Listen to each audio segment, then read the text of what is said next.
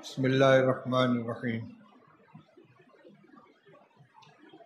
الحمد للہ رب العالمین والصلاة والسلام علی سید الانبیاء والمرسلین سیدنا و مولانا محمد وعلی آلہ واصحابہ اجمعین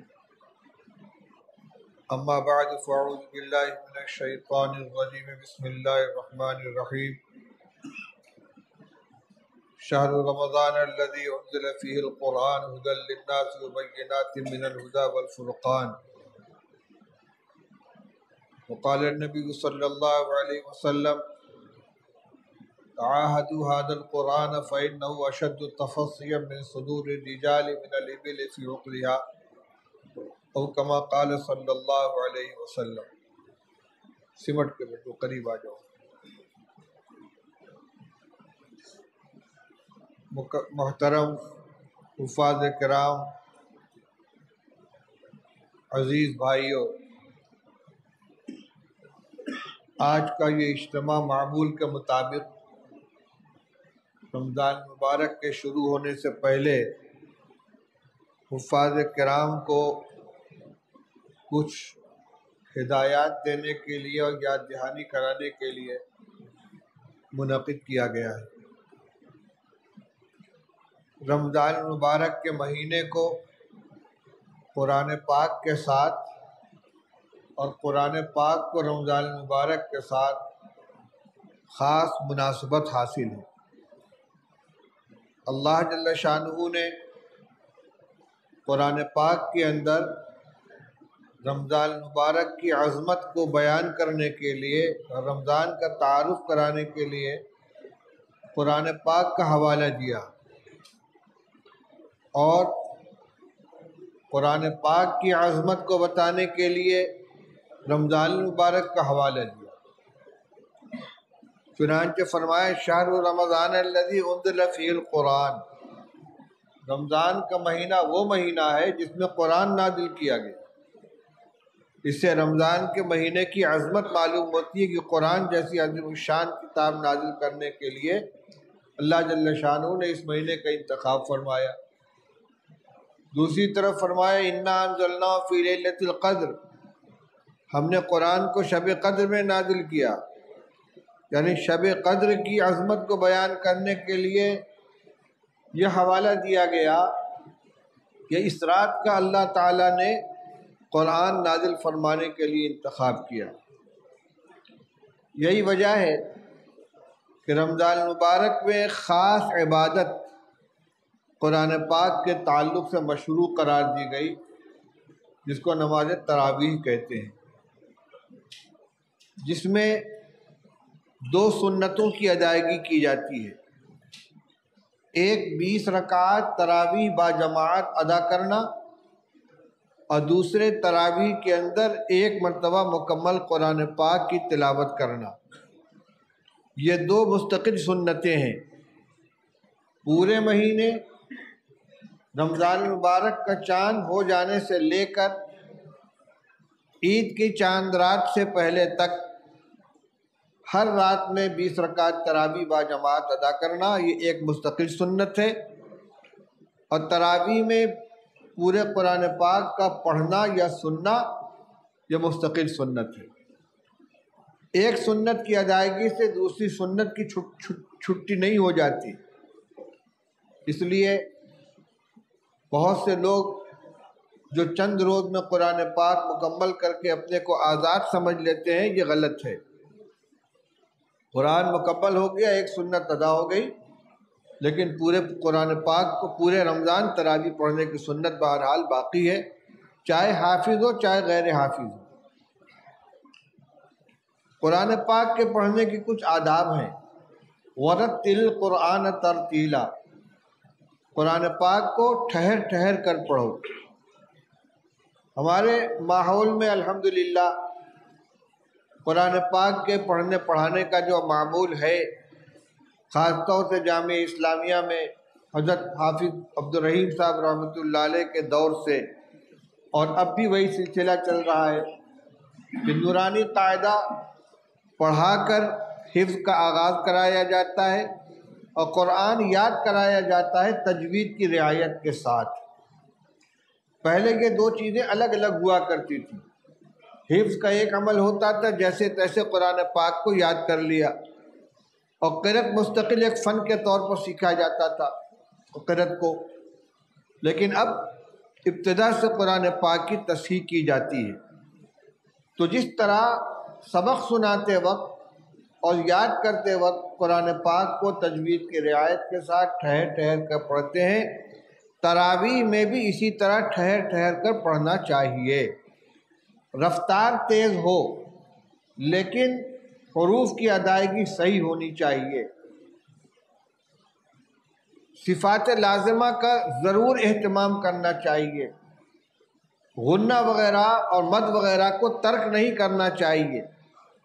اسی طرح وقف کی جو آیتیں آتی ہیں جس میں کم سے کم ایک واو یا ایک یا کی ادائیگی ضروری ہے، عالمین، یعلمون، تعلمون، اس کو اس طرح پڑھ کے ختم کر دیں، یعلمون، تعلمون، عالمین، یعنی یہ یا کی ادائیگی نہیں ہوتی، واو کی ادائیگی نہیں ہوتی۔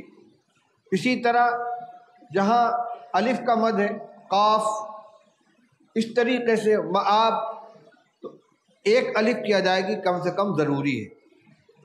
مد قصر، مد توسط، مد طول، 3 درجے ہیں۔ کم سے کم درجہ یہ ہے کہ جو مد لازم ہے، یعنی ایک الف کی ادائیگی ضروری ہے، اگر اتنا نہیں کریں گے تو قرآن پاک ناقص رہے گا۔ حفاظ کرام اس سلسلے میں بہت غفلت کرتے ہیں، یعنی آیات کے اختتام پر مد کی ادائیگی نہیں ہوتی، یعلمون، تعلمون، عالمین، تعلمون ہو گیا، وہ عالمین ہو گیا، عالمین نہیں ہوا، تعلمون نہیں ہوا، اس کا خیال ہونا چاہیے۔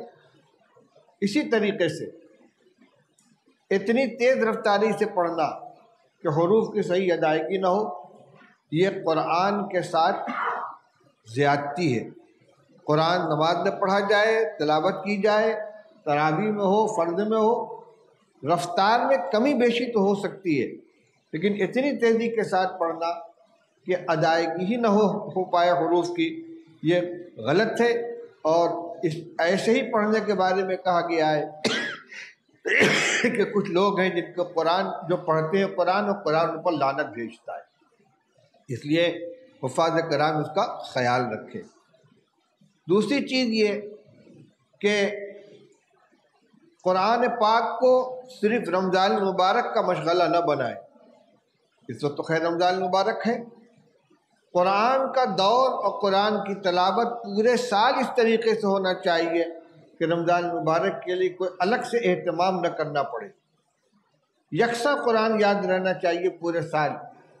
اور جو ہمارے پرانے حفاظ کرام ہیں یا تھے، ان کا یہی حال تھا۔ بہت سے قصے، بہت سے واقعات سنے ہیں کہ حفظ کرنے کے بعد مدت تک تراویح پڑھانے کا موقع نہیں ملا، لیکن اچانک کھڑا کر دیا گیا تو پارے کی پارہ پڑھتے چلے گئے، کہیں کوئی تشابہ تک نہیں لگا۔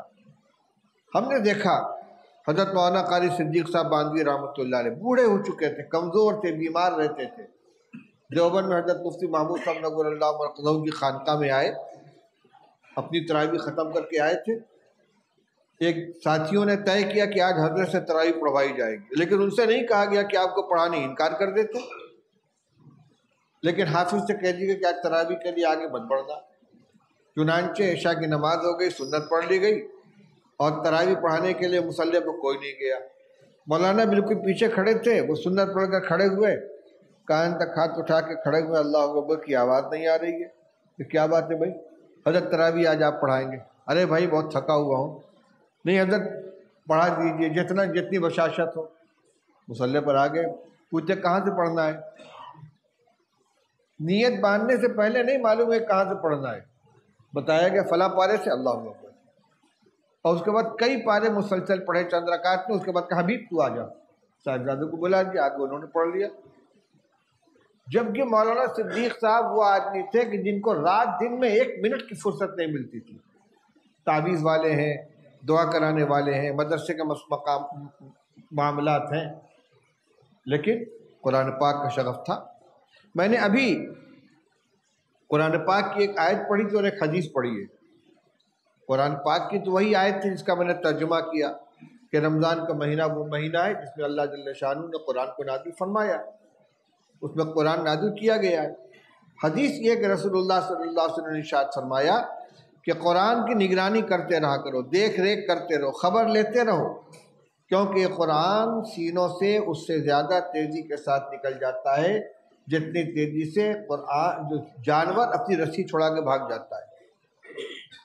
جانور کو باندھ دو، کوشش میں رہے گا کسی طرح رسی چھوٹے میں بھاگو، اس سے زیادہ تیزی سے قرآن سینے سے نکل جاتا ہے۔ اس لیے نگرانی کرتے رہو، اگر مطمئن ہو کر بیٹھ جاؤ گے قرآن سینے سے نکل جائے گا۔ کیوں؟ اس لیے قرآن اللہ کا کلام ہے اور اللہ تعالیٰ کی ذات مستغنی بھی ہے، غیور بھی ہے، بے نیاز بھی ہے اور بڑی غیرت والی ہے۔ محتاج بن کر قرآن کے ساتھ ہم جڑیں گے تو ہمارے سینے میں محفوظ رہے گا، اور ذرا سا بے نیازی برتیں گے تو اللہ کی غیرت اس کو برداشت نہیں کرے گی، چھین لی جائے گی یہ دولت۔ دوسری بات یہ تھی کہ حفاظ کرام کو امامت کرنی ہوتی ہے۔ امام کی کچھ صفات ہوتی ہیں، ان صفات کو بھی اپنے اندر پیدا کرنا ہے۔ ایسا نہیں ہے کہ تراویح کے امام کی کچھ اور صفات ہوں، پنجگانہ امام کے لیے کچھ اور صفات ہوں۔ امامت بہرحال نماز کا ایک بہت اہم منصب ہے۔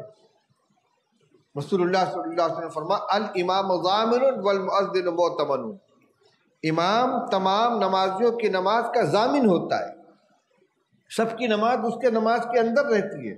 امام کی نماز اگر فاسد ہوگی تو سب کی نماز فاسد ہوگی، امام کی نماز کمزور ہوگی تو سب کی نماز کمزور ہوگی، کیونکہ پوری جماعت کی نماز ایک نماز ہے۔ اس لیے حافظ کو قرآن پاک کے یاد کرنے کے ساتھ ساتھ پورے سال نماز پنجگانہ مسجد میں باجماعت اہتمام کے ساتھ ادا کرنا چاہیے۔